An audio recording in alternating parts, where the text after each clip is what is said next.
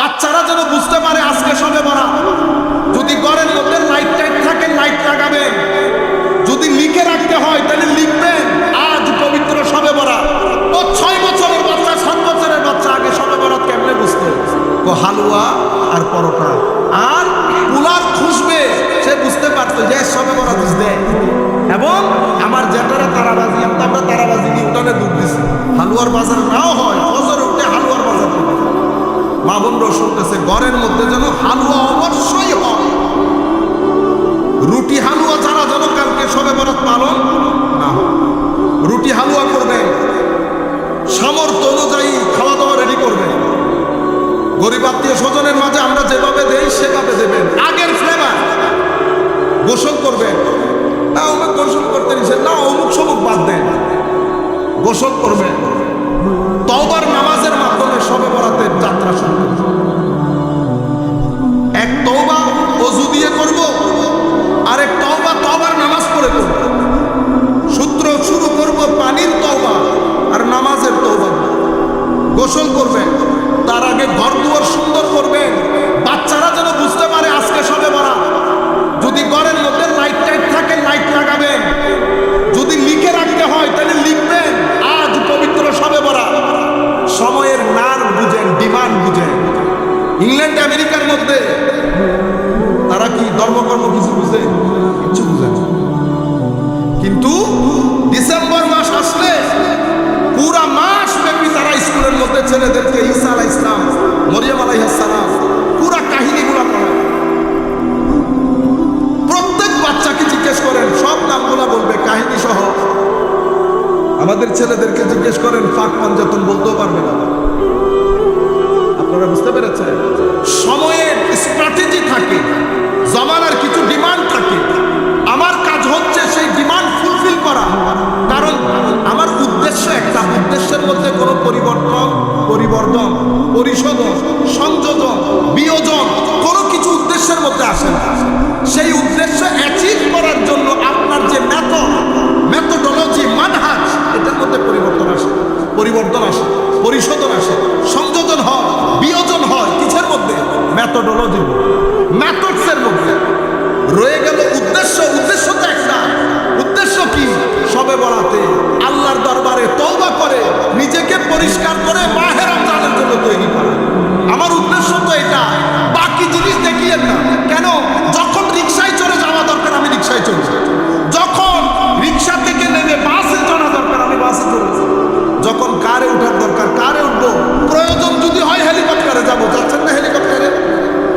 যাচ্ছি না। হেলিকপ্টার তো উদ্দেশ্য না, উদ্দেশ্য তো প্রোগ্রাম। হেলিকপ্টার বাহন, তো হেলিকপ্টার ছাড়া বাহন আর আছে। কিন্তু আমি সময়ের ডিমান্ড হচ্ছে আমাকে এখন হেলিকপ্টার ব্যবহার করতে হবে। আপনারা বুঝতে পেরেছেন?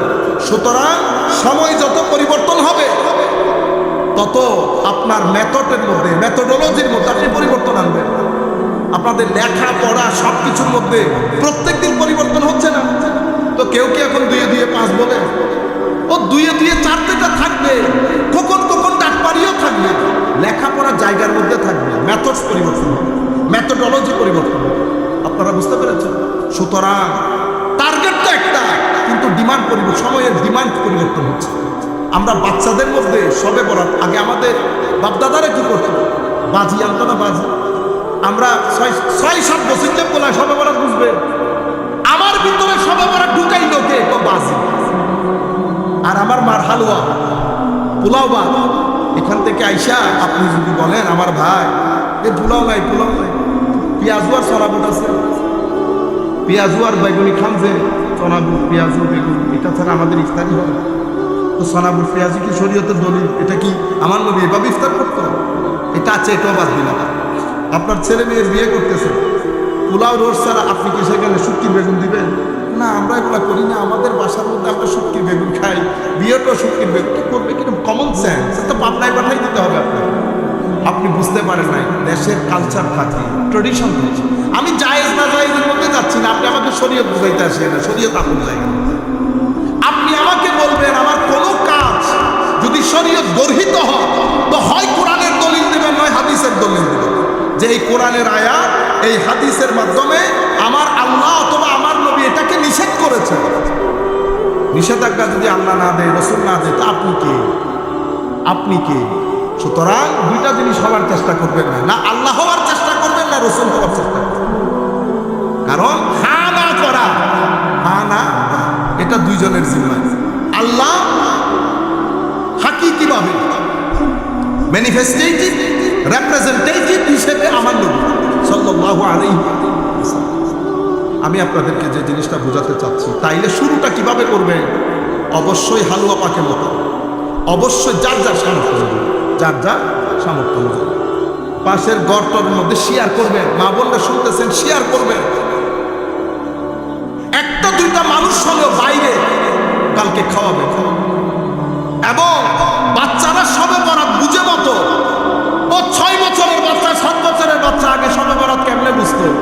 হালুয়া আর পরোটা আর পোলার খুশবে, সে বুঝতে পারতো যে সবে বরাত দেয়। এবং আমার জেঠারা তারাবাজি, আমরা তারাবাজি নিয়ে উঠানে দুধ দিচ্ছি। আপনি কোরআন